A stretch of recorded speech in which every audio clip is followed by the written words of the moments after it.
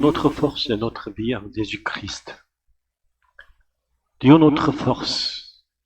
Le Dieu qui nous a donné la vie nous a aussi donné la capacité de la vivre. Nous croyons souvent que notre vie est notre force, constitue notre être, notre possession. Pourtant, l'homme de Dieu est celui qui confesse que notre force vient de Dieu, et même davantage que Dieu lui-même est notre force.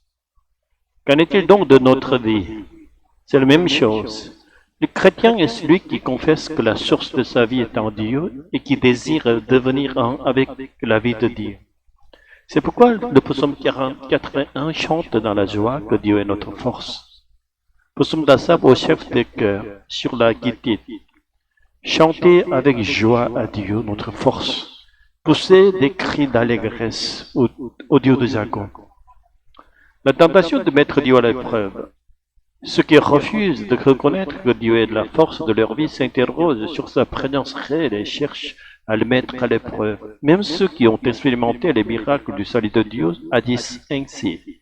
Le peuple de l'Ancien Testament, après avoir goûté au miracle de l'Exode, n'a pas cru dans le désert et a mis Dieu à l'épreuve aux eaux de Meriba. Le psaume 81:7 dit que Dieu mit son peuple à l'épreuve, mais selon Exode 17:7 et la révélation du Nouveau Testament, Dieu n'est pas celui qui tente les hommes. La tentation naît de nos convoitises et de notre manque de foi envers Dieu. D'ailleurs, le verbe hébreu éprouver, paran, signifie aussi examiner, observer, attentivement, vérifier.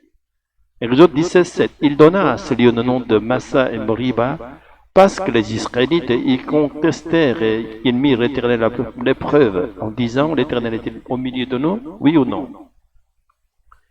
Même l'homme, le Dieu Moïse, s'y est laissé prendre. Il pensa que la puissance de Dieu se manifestait à travers son propre geste en frappant le rocher.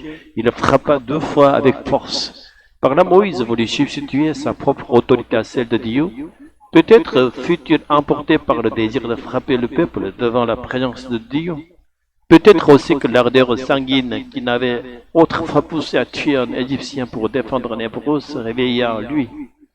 Nombre 20, versets 10 à 11. Moïse et Aaron convoquèrent l'assemblée devant le rocher, et Moïse leur dit, « Écoutez donc, rebelles, pourrons-nous sortir de l'eau de ce rocher pour nous ?» Puis Moïse leva la main et frappa le rocher 2 fois de sa verge. Il en sortit une grande quantité d'eau, et l'assemblée but ainsi que son bétail. L'attitude que doit adopter un peuple qui a expérimenté le salut de Dieu n'est pas de mettre Dieu à l'épreuve, mais de confesser, désirer qu'il est le seul vrai Dieu. Alors le Dieu de puissance et de miséricorde nous fournira éternellement sa parole et le pain quotidien, afin que nous puissions conserver la vie. Le peuple d'Israël a échoué sur ce chemin, et cet échec est aussi un avertissement pour les chrétiens. Les enfants de la foi doivent prendre l'histoire passée comme un miroir, afin de ne pas retomber dans la même chute.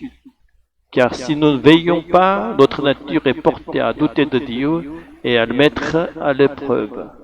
Psaume 81, verset 11-13. Mon peuple n'a pas écouté ma voix, Israël n'a pas voulu de moi, alors je les délivrerai à l'endurcissement de leur cœur pour qu'ils suivent leur propre dessein.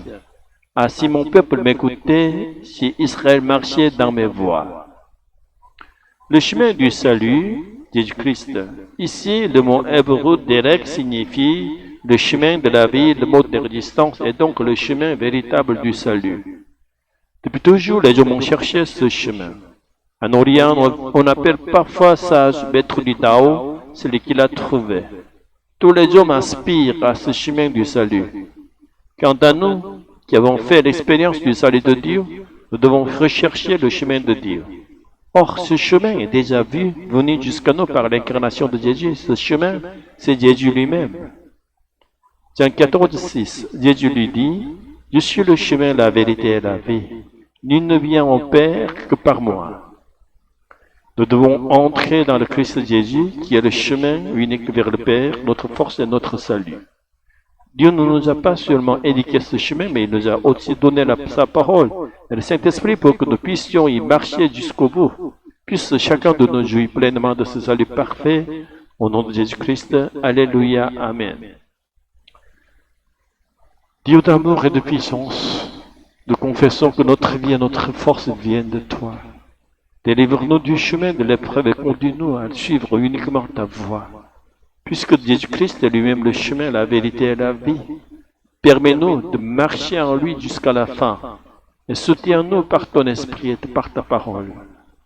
Nous prions au nom de Jésus-Christ, notre force et notre salut. Amen.